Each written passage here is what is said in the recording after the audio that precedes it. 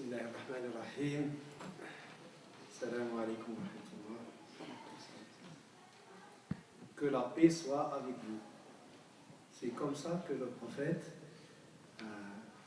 a appris à ses adeptes, à ses compagnons de saluer les gens. Que la paix soit avec vous. Et c'était un nouveau message dans une Arabie qui était divisée, toujours en chicane, toujours en guerre, parfois pour des choses qui n'ont pas de valeur. Alors que la paix soit avec vous ici à la ville de Québec, qui représente la profondeur de la culture québécoise et l'histoire de ce peuple. Donc je suis un invité tout court, hein. Je ne suis pas un invité de taille, comme il a dit mon frère. Un invité tout court, et je me sens ici humblement devant des gens qui ont accepté de tendre la main quand la main a été tendue vers eux. Et ça, c'est un geste qui a de grande valeur. Parce que le vivre ensemble, positif, convivial, ça se construit sur cette générosité des cœurs et l'acceptation mutuelle entre les citoyens. Cher ami, cette courte discussion qu'on peut considérer non officielle, pas dans un sens magistral, d'accord? C'est vraiment, on veut que ça soit chaleureux, convivial, humain, au lieu que ça soit magistral avec beaucoup de connaissances bien structurées et tout. Donc ça va être dans ce sens, et également pas dans un sens de conversion, ok? On ne veut pas convertir nos invités. On veut échanger, partager, et surtout se poser la question sur les éléments. Quels sont les éléments communs qui peuvent être un élément de propulsion vers cet avenir. Également, les éléments sont déjà présents dans le présent, cet avenir du bon vivre ensemble convivial. L'occasion, c'est la nativité du prophète de l'islam, Mohammed alayhi salatu wassalam. Prière et bénédiction sur lui. C'est comme ça quand on dit son nom, on dit ça. Pour faire revivre ce lien, un lien de cœur, un lien profond avec la personne du prophète. Et comme vous le savez, les musulmans, le prophète Mohammed n'est pas Dieu, n'est pas le fils de Dieu, ni rien du tout. C'est un humain comme les autres. C'est un frère des autres prophètes qui étaient avant lui. C'est une continuité du message de la tradition abrahamique. Que ce soit au niveau de l'hospitalité, que ce soit au niveau de la générosité, que ce soit en général de la bonne éthique. Le prophète sallallahu alayhi wa sallam, il dit je n'étais envoyé que pour compléter la bonne éthique. Donc il se considère comme une continuité, non pas une exception. Et ça, c'est très important. C'est pour ça qu'il y a des chercheurs qui parlent de community of believers, la communauté des croyants, et que le message de l'islam, le prophète sallallahu alayhi wa sallam, quand il est venu, c'est ce qu'elle voulait construire. C'est de reconnecter les morceaux de cette communauté qui n'est pas formée seulement des musulmans. Okay? Et à côté des musulmans, il y a ce qu'on appelle dans le langage coranique les gens du livre, donc les juifs, les chrétiens, ainsi de suite. Et quels que soient les croyants en général. Également, le prophète, il dit un autre mot. Il dit, je ne suis qu'une miséricorde offerte en donation, ou envoyée en donation, ou bien en cadeau. Un cadeau sous forme de miséricorde de Dieu. Et c'est une miséricorde qui n'est pas dirigée comme il a présenté au début, mon frère c'est Mohammed, qui est présenté qui est dirigé vers les croyants ou bien vers les musulmans. Non, c'est plus large. Et je dirais pour les gens arabophones qui ont entendu le verset que notre frère a lu. Okay? Il faut mettre le langage coranique dans son contexte et de bien comprendre dans sa profondeur. Et c'est pour ça qu'il y a des mots, malheureusement, qui ont été mal manipulés dans des genres d'entreprises idéologiques pour diviser. Par exemple, le mot kuffar, vous avez entendu dans les versets le mot kuffar qui signifie pas non-croyant, qui signifie quelqu'un qui a de la haine envers les musulmans. Donc, dans le langage moderne, on parle des islamophobes. Et c'est pas le non-croyant. Quand le Coran il parle des non-croyants, il utilise un autre mot qui s'appelle an-nas, les gens. Et quand il parle avec les gens, il parle avec une certaine neutralité. Il les invite. Il les invite à contempler l'univers autour d'eux. Il les invite à comprendre pourquoi le message, pourquoi il y a un messager, ainsi de suite. Et il n'est jamais, le langage il n'est jamais hostile.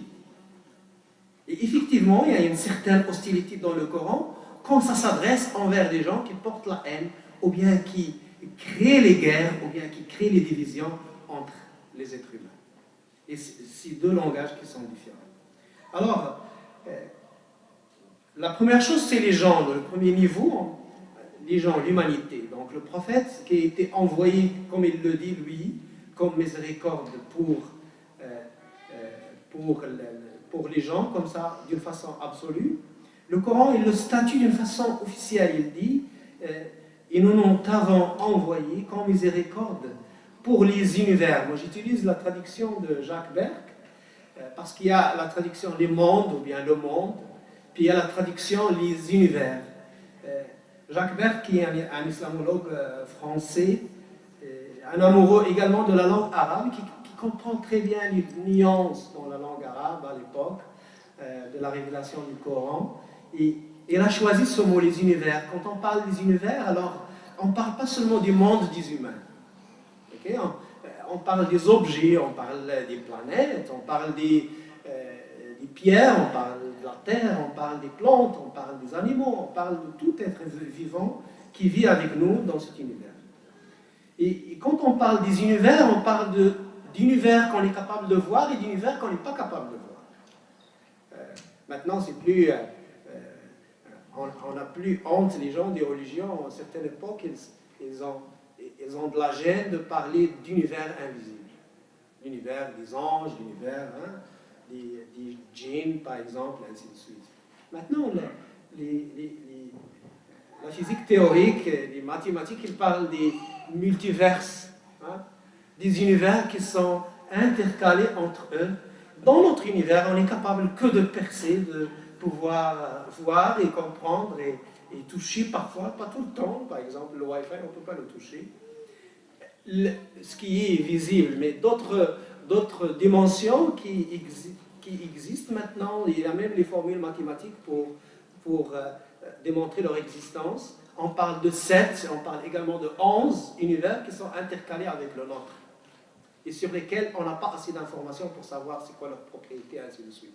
Donc, quand on parle de toute cette largeur de portée de la miséricorde, on parle effectivement d'une miséricorde qui est absolue et globale. Dans le Coran également, c'est partout. Quand il a parlé du bel agir envers les gens, Dieu il a parlé du bel agir envers les parents, la première chose. Vers les parents, les proches. Et à la fin, il a dit Wal jari al-junub. Et le voisin, si on traduit littéralement, ça va être le voisin étranger, mais ça signifie voisin qui ne partage pas la même foi que vous. Donc, déjà le voisin, quelle que soit son appartenance religieuse, on est censé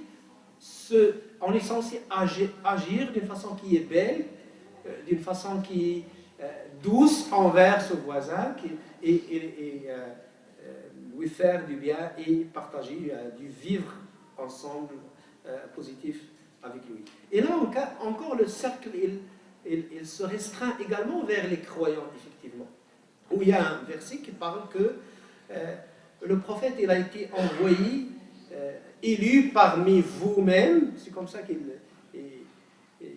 il vous est venu un envoyé élu parmi vous-même, lourd louissant vos fatigues. C'est-à-dire que le fait qu'il voit les gens qui souffrent à la recherche de la vérité ou bien à la recherche de la foi, c'est lourd pour lui. Il ne veut pas que les gens qui l'entourent vivent cette souffrance. Et il dit aux croyants, vende sa tendresse et sa miséricorde. Donc une miséricorde vers les gens, une miséricorde vers l'univers en général, et une miséricorde également vers les croyants. Une miséricorde vers les animaux. La tradition, il raconte que le prophète, il est entré dans un champ, et là il trouve un chameau. Une fois le chameau, il le voit, il commence à faire sortir des genres de sang de souffrance. Et des larmes qui commencent, vous savez, les animaux, ils pleurent. Les animaux, ils pleurent. Et le chameau, il a commencé à faire descendre des larmes. Et le prophète, il s'approche de lui, il le caresse. Il le caresse jusqu'à ce qu'il se calme. Il se retourne et il dit, à qui appartient cet animal? Il a un jeune médinois qui vient et il lui dit, c'est moi. Il lui dit, ne craignez-vous pas Dieu que vous faites souffrir cet animal?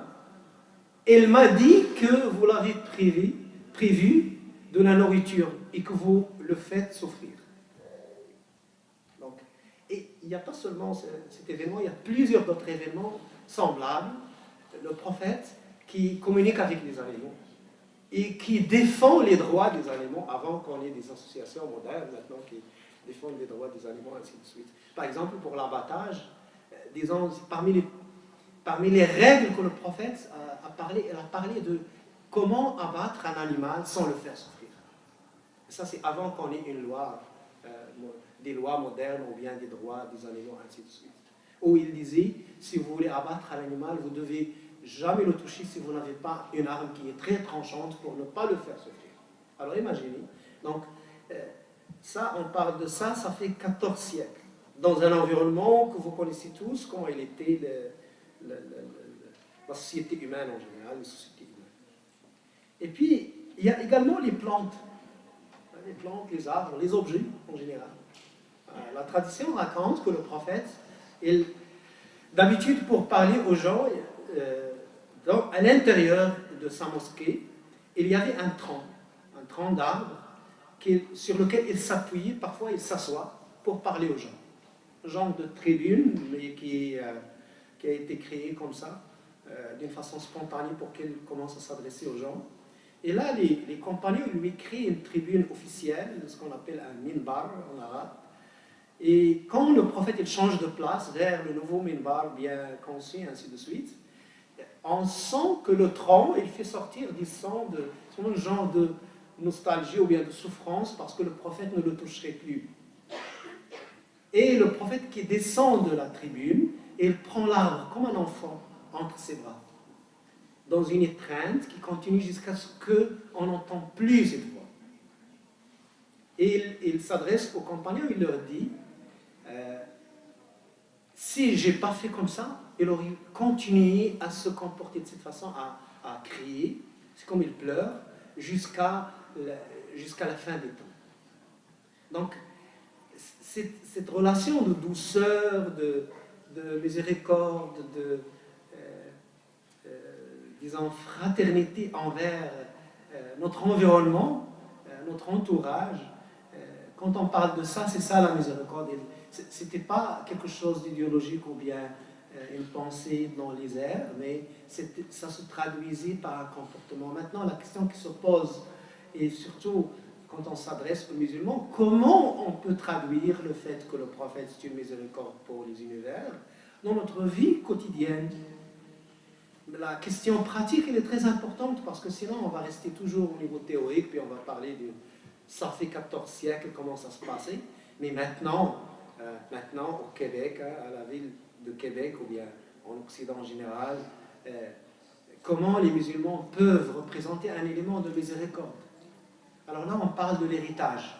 Si on n'est pas capable d'hériter de l'amour, qu'il y avait dans le cœur du prophète, si on n'est pas capable d'être des héritiers de ces dimensions de miséricorde, on ne pourra jamais être des porteurs, des vrais porteurs authentiques du message du prophète et du message de l'islam. On va faire toujours une représentation qui est très déviée du sens réel et du sens originel du message. Et ça doit se traduire par une genre de facilité dans la relation avec l'autre. Au lieu qu'on soit dans une dynamique d'opposition et de confrontation, il faut d'abord qu'on cherche les éléments qui sont partagés par tout le monde. Parce que c'était ça l'essence, si on regarde la biographie du prophète, sa femme, Aïcha, qui a vécu avec lui 11 ans, ses dernières 11 ans, il dit le prophète n'a jamais eu le choix entre deux choses, et il a choisi la plus difficile. Il n'a jamais choisi la plus difficile, il choisit toujours la plus facile. On ne lui a jamais proposé une réconciliation sans qu'il accepte. Et quand il était à l'apogée du conflit avec les Mécois, sa ville natale, il disait, si ces gens-là me proposent un pacte comme celui qui était avant l'islam, le prophète à l'époque, il était un enfant, où il y avait plusieurs tribus qui se sont rassemblées à Al-Kaaba, la maison que vous voyez noire, cubique, puis ils ont créé un pacte de protéger les plus faibles et ceux qui sont injustement maltraités. Et ainsi, ils ont créé une alliance. Il a dit, si ces gens, ils m'appellent à une alliance pour protéger les gens de l'injustice, je serai partant. Donc l'exception, c'était le conflit. La base, ou bien la règle, c'était la réconciliation et le pacte. Et c'est pour ça que, pour concrétiser ça dans une vision de notre temps, ce qu'on propose, c'est surtout pour les musulmans en Occident.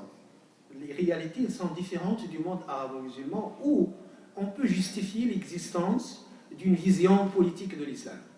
En Occident, il faut qu'on parle d'un post-political islam. Un post-political islam. On parle d'un civil islam. On peut chercher d'autres noms, mais le plus important, c'est un islam qui n'a pas d'agenda politique. C'est la première chose. L'agenda politique des musulmans en Occident, il doit être l'agenda de la société civile occidentale. Pour défendre la justice, pour défendre les plus faibles, pour défendre les droits des citoyens, à vivre une vie qui est normale, égalitaire, ainsi de suite.